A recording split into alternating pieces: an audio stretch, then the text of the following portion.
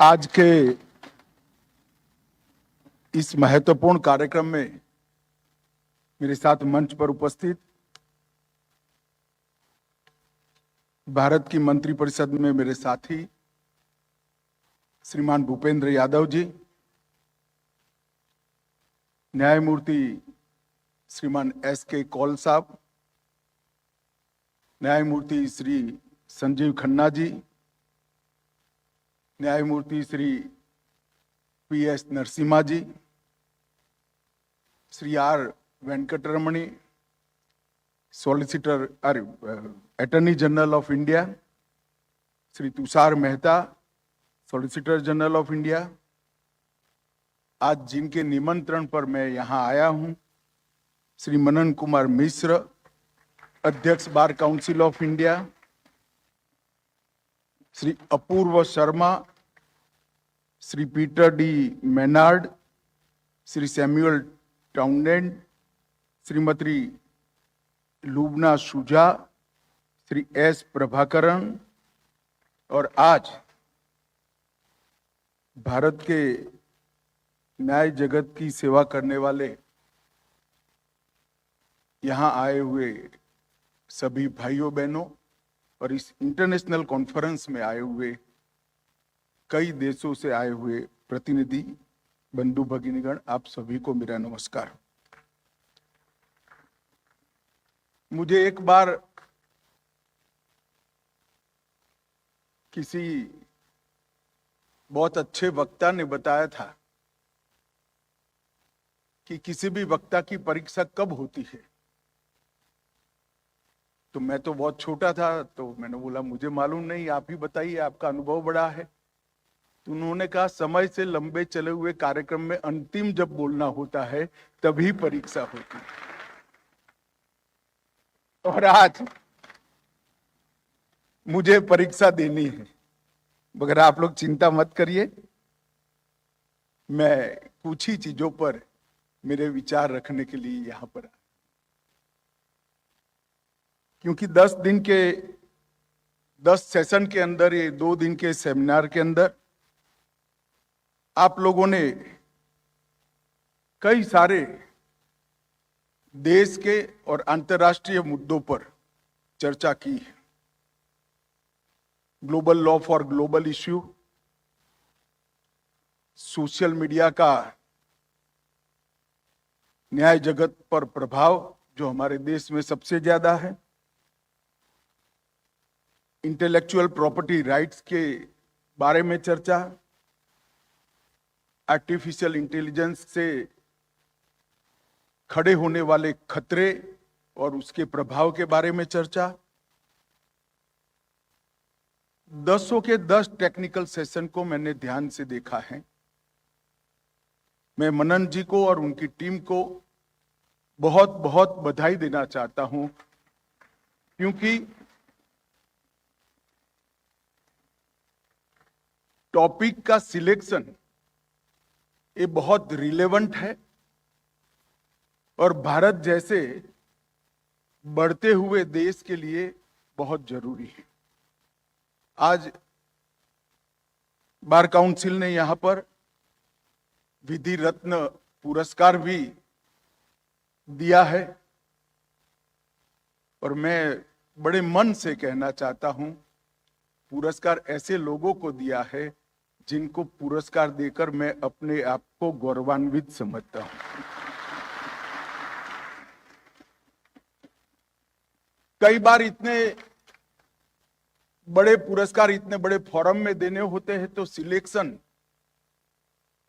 किसको दिया जाए वो बहुत कठिन होता है।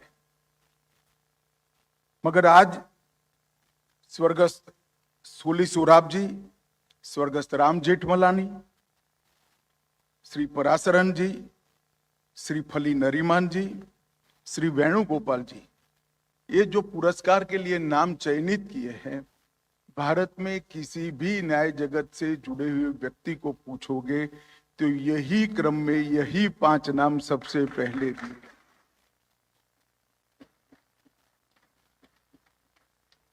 मैं स्वर्गस्थ सोली सोराब जी और राम जेठमलानी जी की ओर से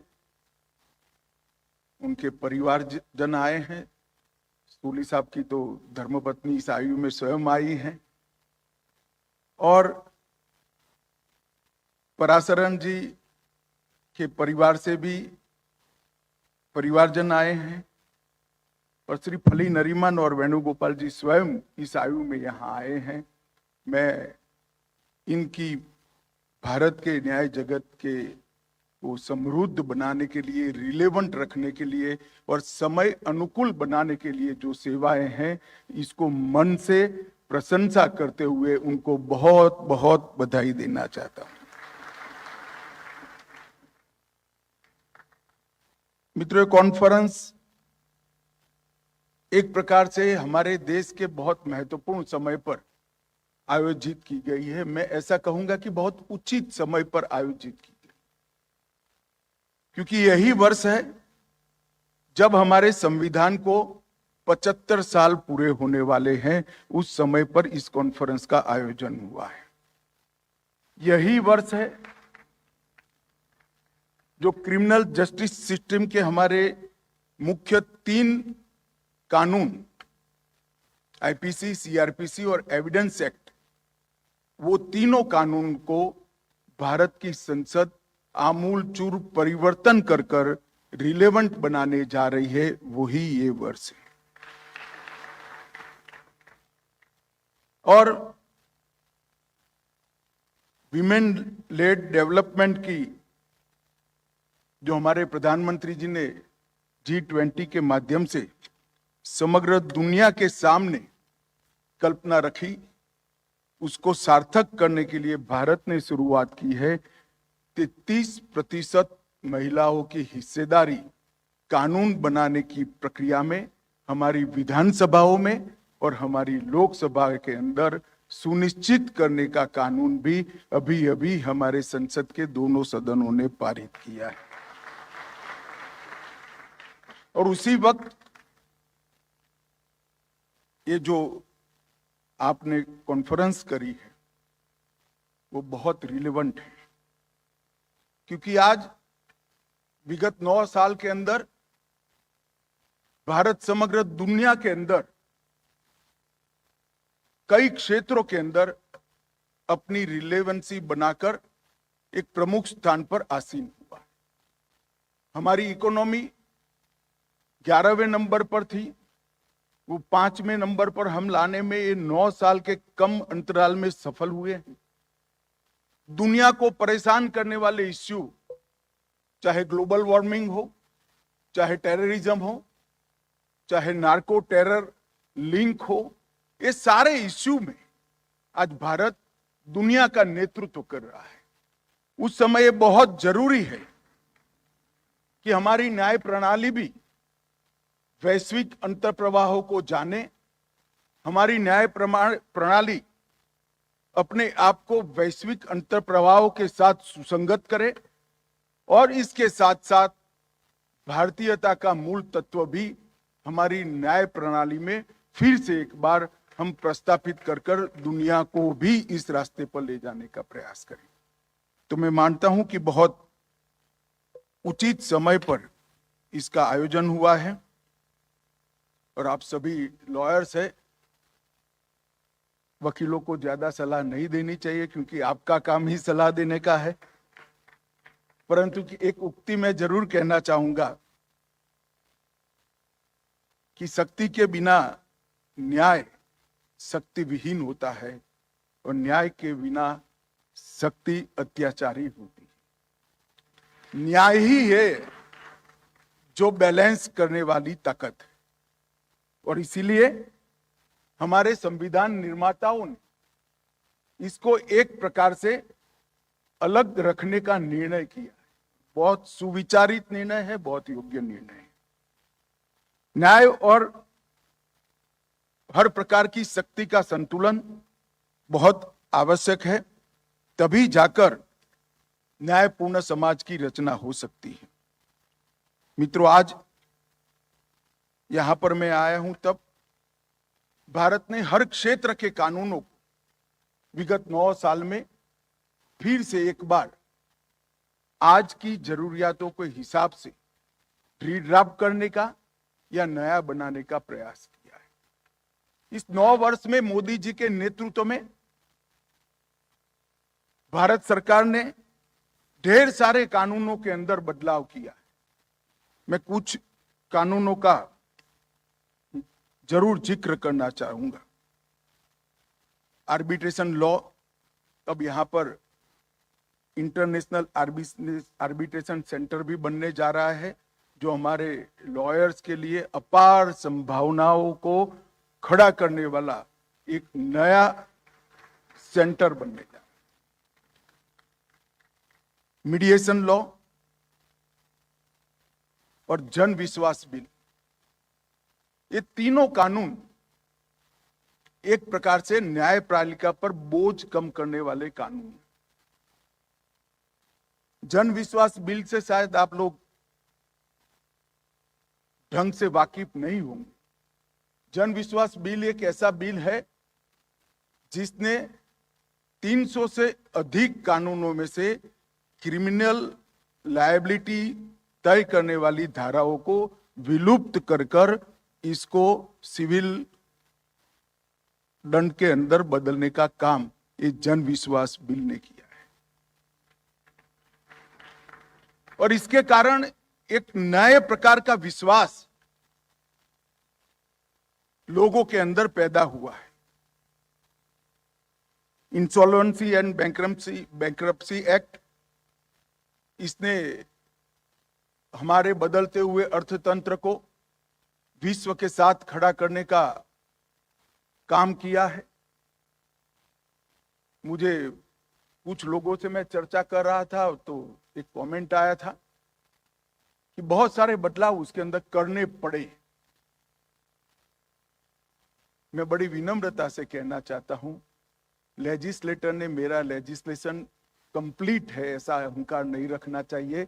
जो भी त्रुटियां आती है उसको सुधारने के लिए मन खुला रखना चाहिए और तैयारी भी रखनी चाहिए। तो चाहे जीएसटी हो, चाहे इंसॉल्वेंसी एक्ट हो, इसके अंदर जो बदलाव हो रहे हैं वो इसके इंप्लीमेंटेशन के बाद जो दिक्कतें हमारे सामने आ रही हैं इसको ध्यान में रखकर हम कर रहे हैं। और मैं मानता हूं ये बहुत महत्वपूर्ण है किसी भी सरकार के लिए, किसी भी लॉ मेकिंग एजेंसी के लिए, किसी भी पार्लियामेंट के लिए, कि कानून कोई भी इसके अंतिम स्वरूप में नहीं होता है। समय के साथ और इंप्लीमेंटेशन के साथ जो दिक्कतें आती हैं उसको बदलना चाहिए और उसको स्वीकारना भी चाहिए, क्योंकि कानून बनाने का उद्देश्य अंततोगत्वा सुचारू व्यवस्था खड़ी करना है। कानून बनाने का उद्देश्य कानून बनाने वालों की सुप्रीमेसी एस्टैब्लिश करना नहीं है। तो ये जो बदलाव हो रहे हैं मैं मानता हूं इसको और रिलेवेंट बनाएंगे। इसी तरह से सोशल सिक्योरिटी कोड और डेटा प्रोटेक्शन बिल भी अपने अपने क्षेत्र के अंदर बहुत बड़े बदलाव लाने वाले और अंतर्राष्ट्रीय पैमानों को जोड़ने वाले नए कानून है।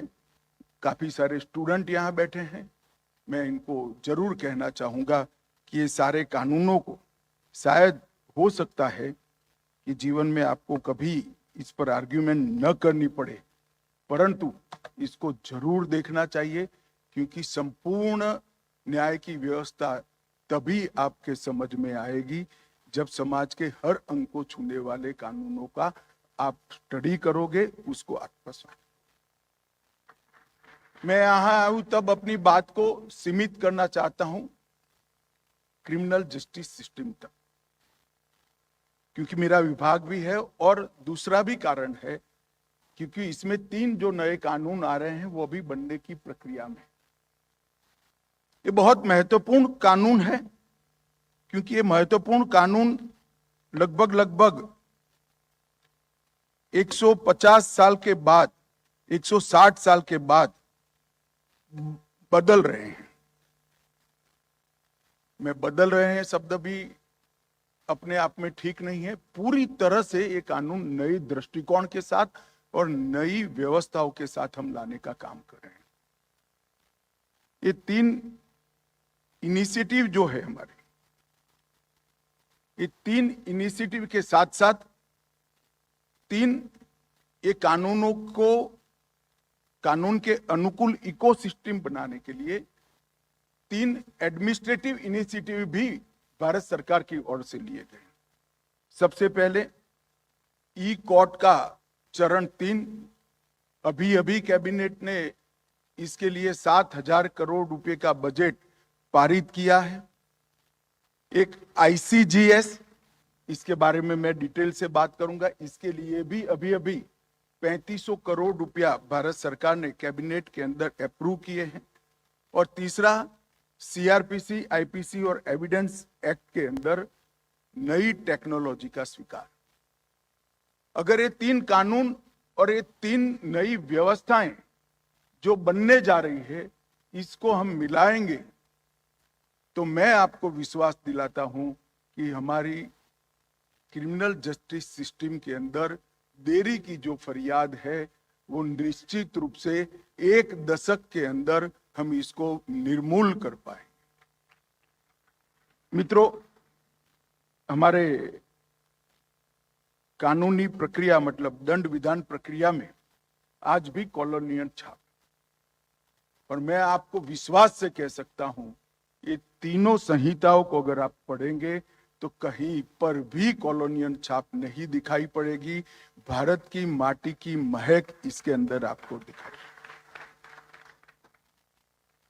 ये कानून जब बनाए गए 160 साल पहले, तब यहां पर ब्रिटिश राज था और ब्रिटिश राज की व्यवस्थाओं को और ब्रिटिश राज को प्रोटेक्ट करने के लिए पूरी क्रिमिनल जस्टिस सिस्टम बनाई गई।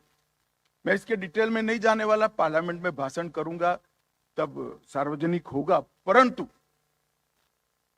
हमारा संविधान बना और हमारे संविधान में भारत देश की छोटी सी छोटी इकाई हमारा नागरिक है। मैं आज आपके माध्यम से देश भर के वकील मित्रों को कहना चाहता हूं, लॉयर्स को कहना चाहता हूं कि तीनों कानूनों में इसका केंद्र बिंदु हमारे नागरिक के संविधान दत्त अधिकारों की रक्षा, उसके मानव अधिकारों की रक्षा और उसके स्वयं की रक्षा ही केंद्र बिंदु है और कोई केंद्र बिंदु नहीं। तो एक प्रकार से बहुत बड़ा परिवर्तन यहां पर हम करने जा रहे हैं और कई सारे युग परिवर्तनकारी बदलाव भी इसके अंदर हम करने जा रहे हैं। अभी जो व्यवस्था है, इसके कारण न्याय मिलने में अत्यधिक विलंब होता है। गरीब व्यक्ति को न्याय मिलना वो विलंब के कारण और कठिन होता है।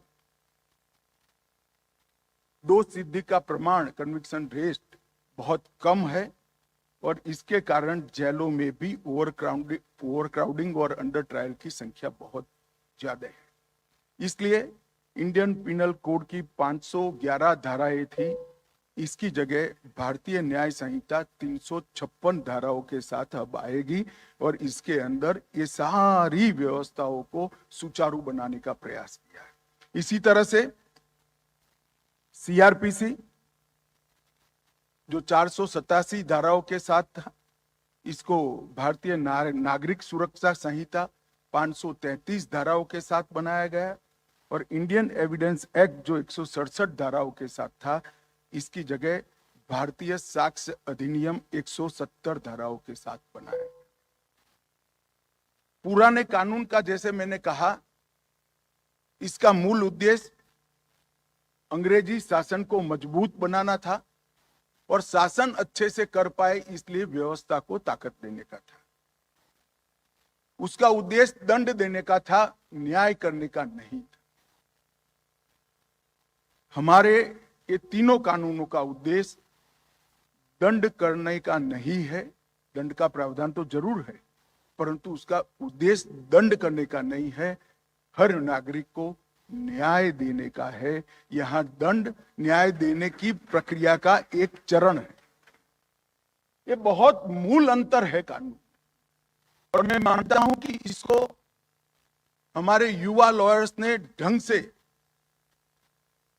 पढ़ना चाहिए और समझना भी चाहिए। न्याय एक प्रकार से अम्ब्रेला टर्म है। जब हम न्याय कहते हैं तो बहुत बड़े समुदाय के लिए वो शब्द का प्रयोग होता है, और जब न्याय कहते हैं तब उसमें आरोपी और अभियुक्त दोनों की चिंता शामिल होती है। और जब आप दंड का शब्द प्रयोग करते हो तो केवल और केवल अभियुक्त के लिए भी इसके अंदर प्रोविजन है। न्याय और दंड ये दोनों हमारे भारतीय न्याय व्यवस्था के अंदर बहुत अच्छे से व्याख्यायित किए गए हैं। दंड अपने आप में परिपूर्ण कल्पना नहीं है, न्याय अपने आप में परिपूर्ण कल्पना है। मित्रों, इस कानूनों के अंदर हमने कोर्ट के स्ट्रक्चर के अंदर भी काफी बदलाव किया है। क्रिमिनल जस्टिस सिस्टम में 7 प्रकार का देश भर में अलग अलग मैजिस्ट्रेट का प्रावधान है। अब ये पूरा प्रावधान समाप्त कर 4 ही प्रकार के न्यायाधीश अब हमें क्रिमिनल जस्टिस सिस्टम के अंदर मिलेंगे। प्रक्रिया को हमने युक्ति संगत बनाया है, समय सीमा को भी निर्धारित किया है। स्थगनों की संख्या, इसमें थोड़ा आप लोगों को तकलीफ आएगी, मगर डेट पे डेट अब नहीं हो पाएंगे, इसकी मर्यादा हमने तय कर ली है। मुझे मालूम था तालियां कम पड़ेगी,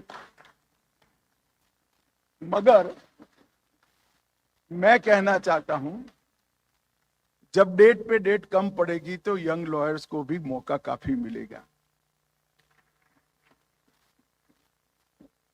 और ढेर सारी चीजें सुनवाई में विलंब के मुद्दे का समाधान करने वाली हमने इसके अंदर डाली है। समरी ट्रायल को और वाइडर बनाया गया है। उन मामलों में जहां सजा 3 वर्ष तक की है, पहले 2 वर्ष का प्रोविजन था, हम समरी ट्रायल हो सकता है। पहली सुनवाई के 60 दिन के भीतर ही पुलिस ने अपना चालान कोर्ट के सामने कंपलसरी रख देना पड़ेगा, और आरोप पत्र दायर करने के बाद, चार्जशीट होने के बाद 90 दिन से ज्यादा फर्दर इन्वेस्टिगेशन का टाइम इस एक्ट के तहत नहीं मिलेगा। इसके साथ साथ आरोप तय करने के पहले डिस्चार्ज एप्लीकेशन के समय को भी 60 दिन का कर दिया गया है। इससे बाद आप डिस्चार्ज की एप्लीकेशन नहीं कर सकते हो। बहस पूरी करने के बाद 30 दिन की अवधि के भीतर ही न्यायाधीश ने जजमेंट देना पड़ेगा। ज्यादा से ज्यादा 30 दिन वो डिफिकल्टी दिखाकर एक्सटेंड कर सकते हैं। सिविल सर्वेंट के सामने जो प्रोसिक्यूशन होता है, कई दिनों के तक उसकी परमिशन नहीं आती है। हमने प्रावधान कर दिया है कि 120 दिन में अगर परमिशन नहीं आई है तो ग्रांटेड माना जाएगा और प्रोसिक्यूशन चालू होगा। सिविल सर्वेंट, एक्सपर्ट और पुलिस अधिकारियों का कहीं एक कलेक्टर के नाते एक टाडा के केस में ऑर्डर करा है, वो चीफ सेक्रेटरी बन जाएंगे तब गवाही देने जाते हैं, कुछ याद नहीं होता है और इसके कारण ही केस लंबित रहते हैं। हमने तय कर दिया है कि फाइल को देखकर अभी जो कलेक्टर होंगे वो ही, या तो अभी जो डीएसपी होंगे वो ही गवाही देंगे और क्रॉस में भी वो ही जाएंगे। ट्रायल इन एब्सेंसिया प्रोक्लेम्ड ऑफेंडरों को अनुपस्थिति की स्थिति में भी मुकदमा चलाने का हम प्रावधान कर रहे हैं। बाद में वो हाई कोर्ट में उसको चैलेंज कर फिर से ट्रायल के लिए नीचे जा सकते हैं। और हमने टेक्नोलॉजी के बढ़ावा देने के लिए भी ढेर सारे प्रोविजन हमारे कानून के अंदर, दस्तावेजों की परिभाषा में बहुत विस्तार किया है। इलेक्ट्रॉनिक और डिजिटल रिकॉर्ड को कानूनी मान्यता दी है। डिजिटल डिवाइस पर उपलब्ध मैसेज को कानूनी मान्यता दी है और समन्स भी एसएमएस से लेकर ईमेल तक हर प्रकार की इलेक्ट्रॉनिक तरीके से अब कानूनी रूप से वैध माने जाएंगे, वारंट्स भी वैध माने जाएंगे। शिकायतकर्ता और गवाहों का परीक्षण ऑनलाइन हो पाएगा, साक्ष्यों का रिकॉर्डिंग भी ऑनलाइन कर पाएंगे और अपीलीय कार्यवाही भी सारी की सारी हम ऑनलाइन कानूनन कर रहे हैं। और सभी पुलिस थानों में और न्यायालयों में एक इलेक्ट्रॉनिक रजिस्टर रखकर इसको तर्क संगत बनाने की सारा प्रोविजन भी अब रूल्स के अंदर आएगा। एक बहुत बड़ा हम बदलाव करने जा रहे हैं कि 7 साल या उसके ज्यादा सजा का जिसमें प्रावधान है, इस सभी धाराओं की जांच के लिए फॉरेंसिक साइंस लैब की रिपोर्ट और विजिट को हम कंपलसरी करने जा रहे हैं। साइंटिफिक एविडेंस के कारण दोष सिद्धि का प्रमाण हम बढ़ा पाए और प्रोसिक्यूशन को एक मजबूती मिले। और इसके साथ साथ बहुत सारी बार कोर्टों ने भी जिक्र किया है, मॉब लिंचिंग का नया प्रावधान भी हम जोड़ रहे हैं, राजद्रोह की धारा को हम समाप्त कर रहे हैं और कम्युनिटी सर्विस को भी अब कानूनी जामा पहनाने का काम इस नए कानूनों के अंदर हुआ है। परंतु ये सबको अगर सुचारू रूप से आगे ले जाना है तो इसके लिए व्यवस्थाएं करनी पड़ेगी। इसलिए ICJS inter operable criminal justice system का एक कंसेप्ट 2018 से भारत सरकार के गृह विभाग ने लिया है। मैं इतना कहना चाहता हूं कि इसके तहत एक चरण पूरा हो गया है। CCTNS के तहत देश के 98% थानों को ऑनलाइन कर सारे लेगेसी डेटा को ऑनलाइन करने का काम हम समाप्त कर चुके हैं।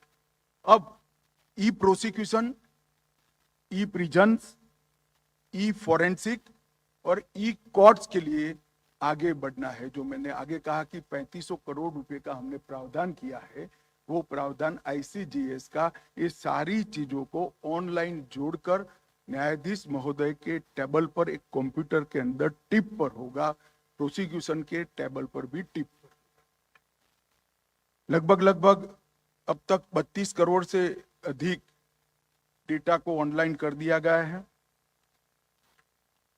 CIS के 14 करोड़ से अधिक निचली अदालत के डेटा को भी ऑनलाइन कर दिया गया है। 2 करोड़ कैदियों के डेटा को ऑनलाइन कर दिया गया है और 1 करोड़ प्रोसिक्यूशन के डेटा को भी इसमें ऑनलाइन कर दिया गया है और 17 लाख से अधिक फॉरेंसिक के डेटा को भी अभी ऑनलाइन कर दिया गया है। अब इसका दूसरा चरण चालू होगा। एक और ये कानून भी संसद पारित करेगी और दूसरा चरण भी आएगा। कानून के अंदर जैसे जैसे कोर्ट की और प्रोसिक्यूशन की तैयारी तकनीक की दृष्टि से समाप्त होगी, हम कोर्ट को, शहर को, जिले को और पूरे स्टेट को नोटिफाई करते जाएंगे और क्रमशः पूरी व्यवस्था इलेक्ट्रॉनिक व्यवस्था हो जाएगी। मित्रों, ई कोर्ट्स लगभग 7,000 करोड़ रुपया भारत सरकार ने इसके लिए हमने आवंटित किया है। सुप्रीम कोर्ट इसका आगे का फॉलोअप देखेगी, परंतु मैं इतना कह सकता हूं कि इसके लिए हमने एक इंटर पिलर इंटीग्रेशन भी बनाने का काम किया है। One stop solution, track child, immigration visa, foreign registration tracking system, वाहन और सारथी लाइसेंस की information, cyber crime against women and children portal, ये सारों को भी इस सिस्टम के साथ हमने जोड़ दिया है। और विश्लेषणात्मक डेटा के लिए investigation tracking system for sexual offence, national database on sexual offenders, national database on human traffic offenders, crime multi agency centre, national cyber crime reporting portal और इंटीग्रेटेड मॉनिटरिंग ऑफ टेररिज्म, ये सारी व्यवस्था already ये 4 साल के अंदर हमने समाप्त कर दी है। अब जब कोर्टों का और प्रोसिक्यूशन एजेंसियों का तकनीक की दृष्टि से अपग्रेडेशन हो जाएगा, ये सारी व्यवस्थाएं इसके साथ ICGS के माध्यम से जुड़ जाएगी। एक प्रकार से बहुत बड़े बदलाव की ओर हमारा क्रिमिनल जस्टिस सिस्टम जा रहा है।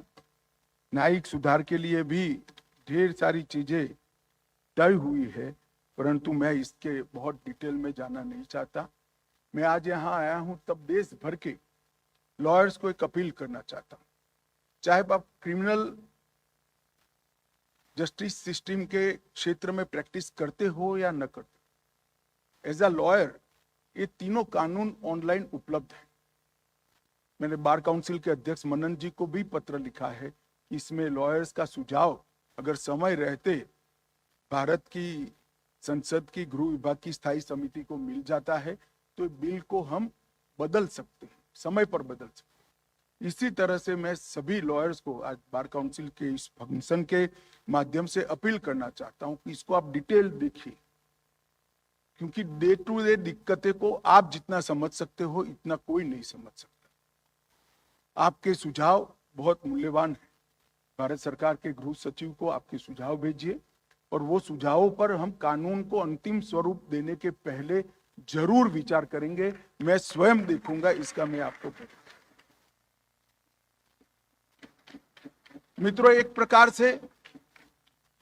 प्रकार से तीनों कानून हमारी दंडिक न्यायिक प्रक्रिया को बहुत लंबे समय तक आमूलचूल परिवर्तन कर लंबे समय तक सिटीजन सेंट्रिक बनाने का प्रयास। और मैं चाहता हूं कि इसमें सारे स्टेक होल्डर्स इन्वॉल्व हो, अपने सुझाव दे और एक प्रकार से तीनों कानूनों को कंप्लीट करने का प्रयास करना चाहिए।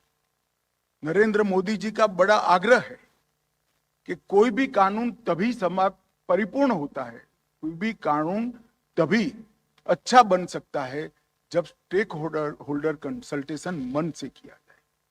इसको हमने संसद की भी साइट पर है, गृह विभाग की भी साइट पर है।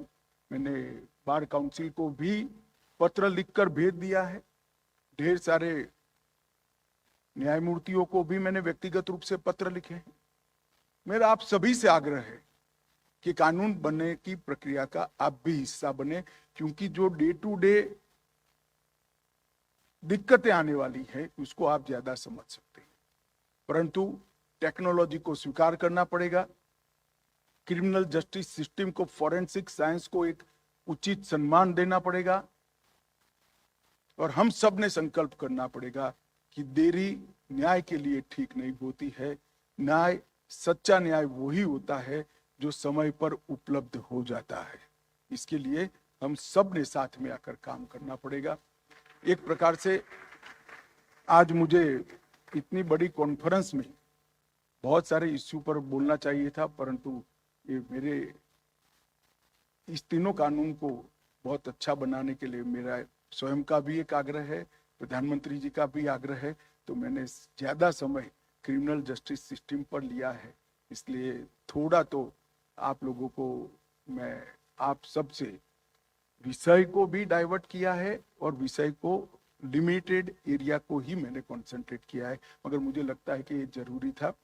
मैं फिर से मनन मिश्रा जी को बहुत बहुत बधाई देना चाहता हूं, क्योंकि एक ऐसे समय पर इन्होंने इंटरनेशनल लॉयर कॉन्फ्रेंस की है जिस समय पर भारत पूरे विश्व में एक आगे बढ़कर विश्व की हर समस्या का नेतृत्व करने के लिए आगे बढ़ रहा है। इस समय ये इंटरनेशनल लॉयर्स कॉन्फ्रेंस कर उन्होंने हमारी न्याय प्रक्रिया को विश्व के सुसंगत बनाने के लिए बहुत अच्छा फोरम दिया है। आप सभी का बहुत बहुत धन्यवाद।